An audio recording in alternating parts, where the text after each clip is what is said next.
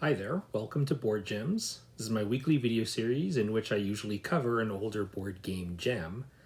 And we're coming up on the 1 year anniversary of this channel.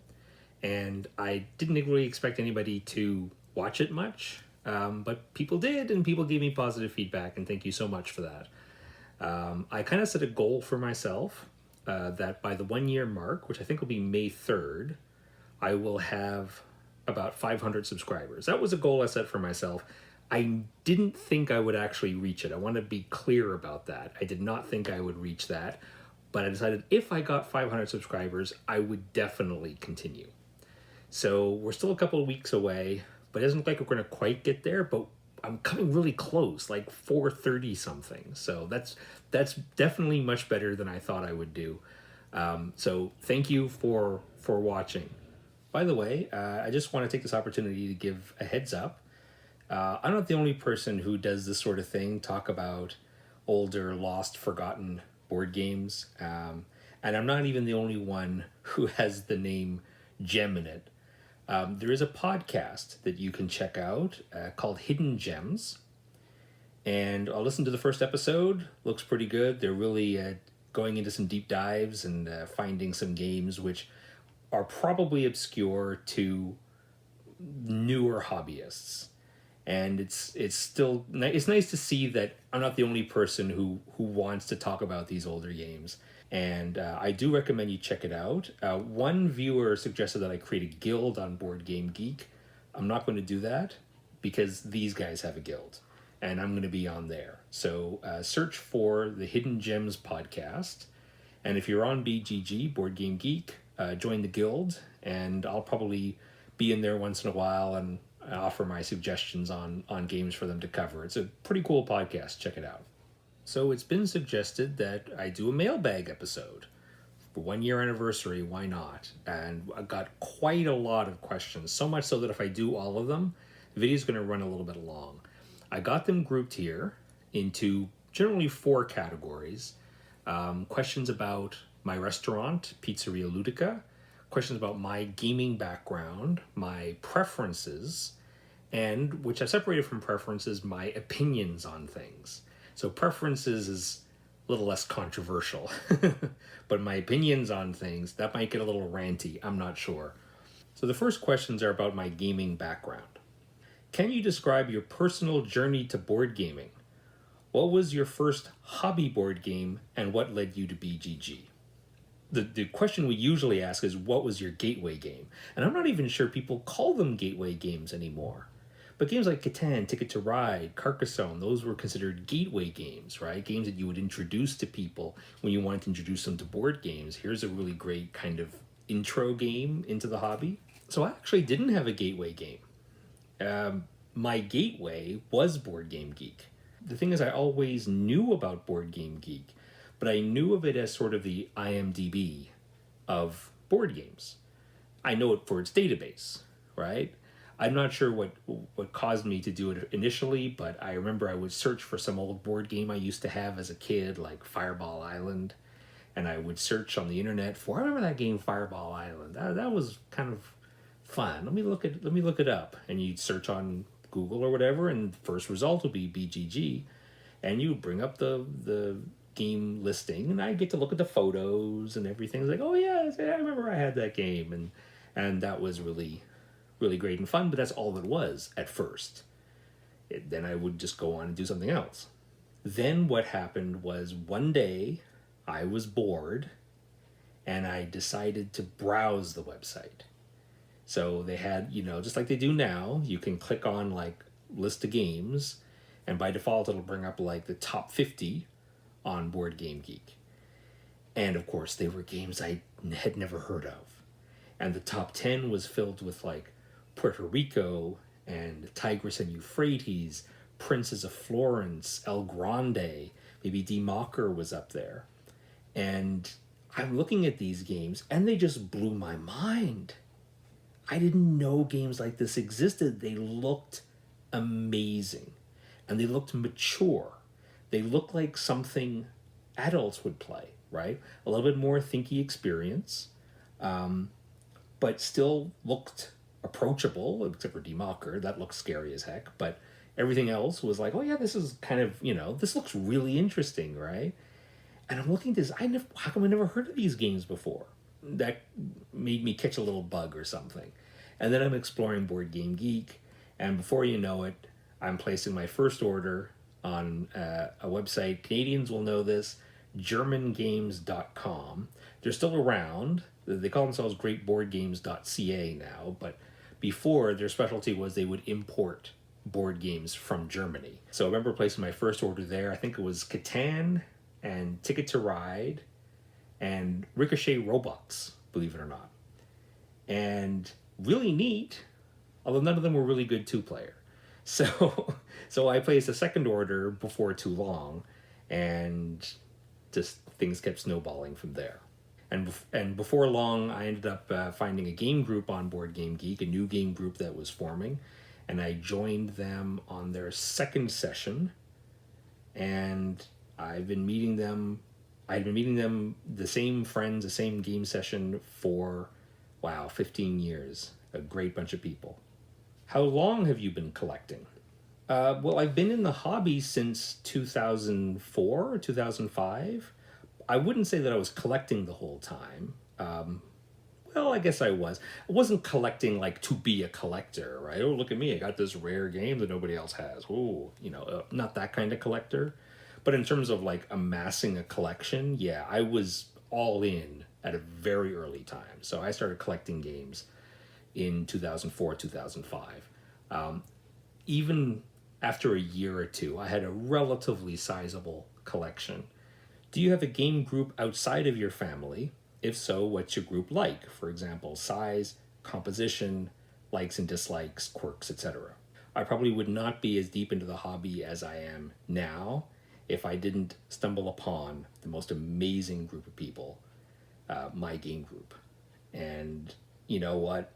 I hear horror stories sometimes from people who would, be interested in games. They go out to a game session and, people are kind of socially awkward or it just doesn't work out for whatever reason, but we gelled at a very early time. And I wanted to give a shout out. I don't know if any of my friends watch these videos, but I want to give a shout out to Pat and Derek, Devin and Nikki, Kevin, Mark, Andre, Donald, Andrew, just all the friends that I've made over the years and who have come and gone. I've known a lot of them for more than 15 years. It's just incredible.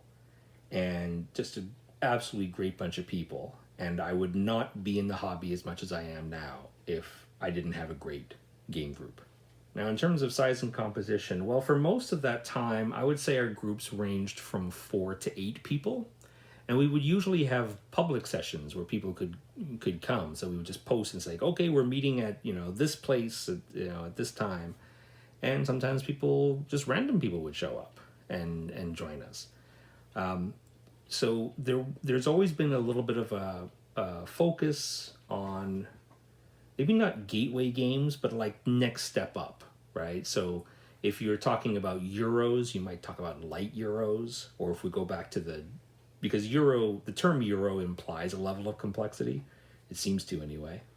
But if we use the old term German games, kind of more like a medium weight German game. So we play lots of stuff like St. Petersburg, Stone Age, that kind of level.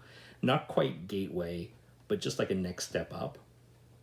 And of course, also any game that was popular in the hobby, we would enjoy as well, but really with a focus on the German style / Euro games. Hansa Teutonica was really popular in the group, Castles of Burgundy.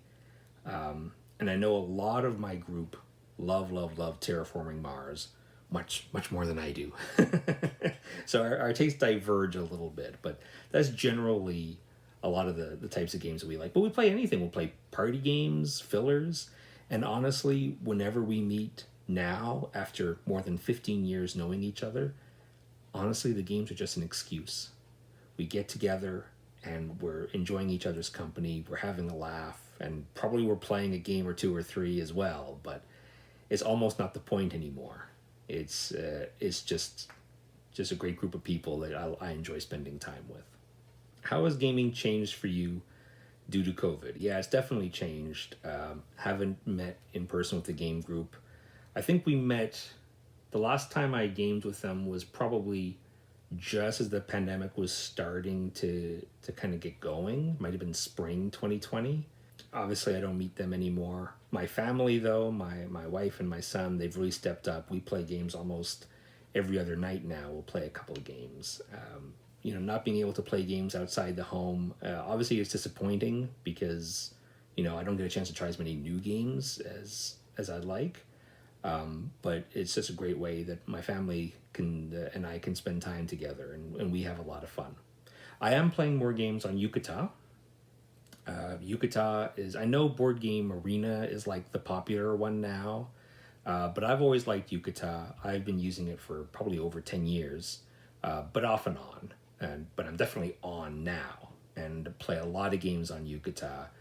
And of course, they tend to feature a lot of games that I like. Yucata.de, it's great for asynchronous play, so play your turn, play your next turn, whenever, right? It's not live play.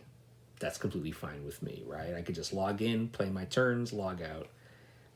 Great way to play. Love Yucata. You obviously have a profound knowledge about the hobby, not just the games, but also the designers and artists and publishers. Where did you pick all this up? Did you used to work in the industry, or just absorb it from BGG threads, or something else entirely? And there's a second related question here, I think from a different person. Where do you gather your encyclopedic knowledge of board games / publishers / designers and the design publishing history of all these games? Follow up, how much research do you do specifically for each B-Gems episode, and how much is already in your mental hard drive? B-Gems with a Z. Not sure how I feel about that. It's weird, isn't it? Because I'm not bragging or anything. Like, I do have a lot of knowledge about this, but it's just through osmosis, or it's just through browsing Board Game Geek. When I got into this hobby, I was all in, and I was reading up on just everything on Board Game Geek. I would read up about all these older, obscure games, and I was always interested in not just the game itself and how it played, but just everything about the whole thing. So I was interested in the designers, and I was interested in the publisher, and I would listen to podcasts. I used to listen to a lot of podcasts, and now I only listen to one, which I'm not sure if they still go, but Board Games to Go, Mark Johnson. That's my jam. Great podcast. This Hidden Gems one I mentioned at the top is great too. I used to listen to a lot of podcasts, especially the ones that involve designers. So I would hear interviews with Reiner Knizia and Friedemann Friese and Tom Lehman and just all sorts of people.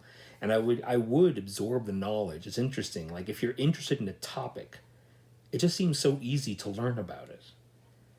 And I read and read and read. To answer the follow-up question about how much research do I do, honestly, I do. Before an episode, I do almost zero research, like almost none. Generally speaking, I'll just talk and just say things that are in my brain. And it's only later when I'm editing, it's like, I said that, but is that real? Is that true? And then I might look it up, and if I made a mistake, then I'll insert some text in there to kind of cover myself. But before an episode, no, that is all in there. If I make a mistake, I'll try to correct it in text. But no, I've never been in the industry. It is just absorption from BGG threads and other places too. I used to read a lot of Board Game News back when it was run by Rick Thornquist, and a lot of other places too, like Purple Pawn. And there's Board Game Geek's not the only thing out there. I used to read a lot. What's your most prized game in your collection? If you have multiple, feel free to add those on too.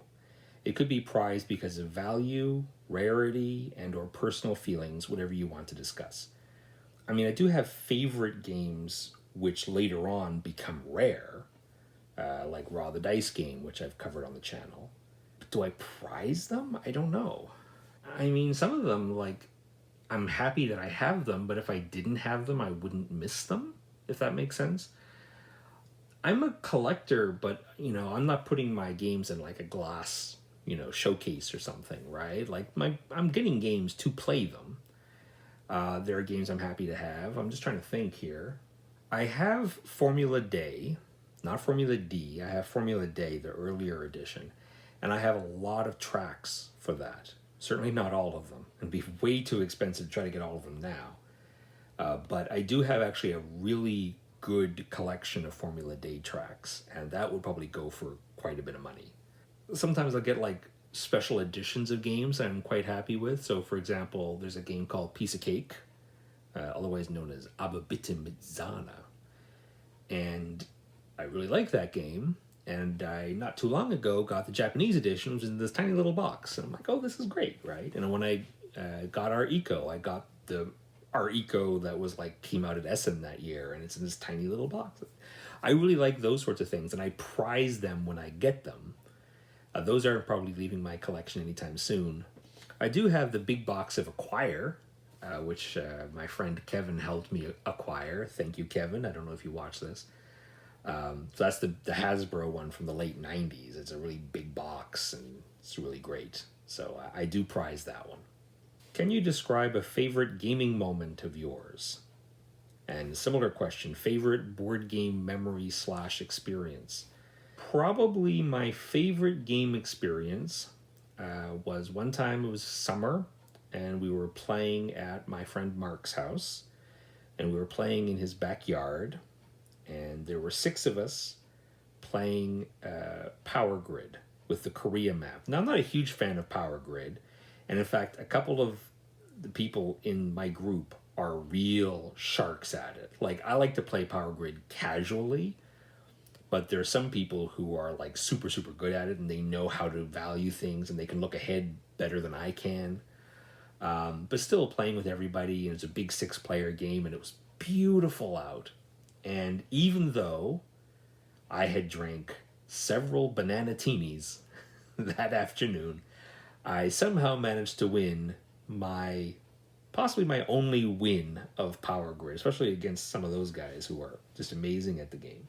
If I had to pick one, that'd probably be my favorite experience playing games, at least the most memorable, because just everything was great. It was a long game, so you really felt in the moment, like that moment seemed to last forever, and it was beautiful, sunny weather. We were all drinking, and we had placed the bottle caps on the cities to block them on the board. So it was a pretty great experience. Well, I'm going to stop there for now, and we'll get to some other questions later. I got a lot of questions, and it's going to take a while, so I thought I'd split them up and have a couple of different videos going over different topics. So stay tuned. In a week or two, I'll have another mailbag episode up, and we'll go over a different topic. Thanks for watching. Remember, older games don't stop being good just because new games come out. Take care.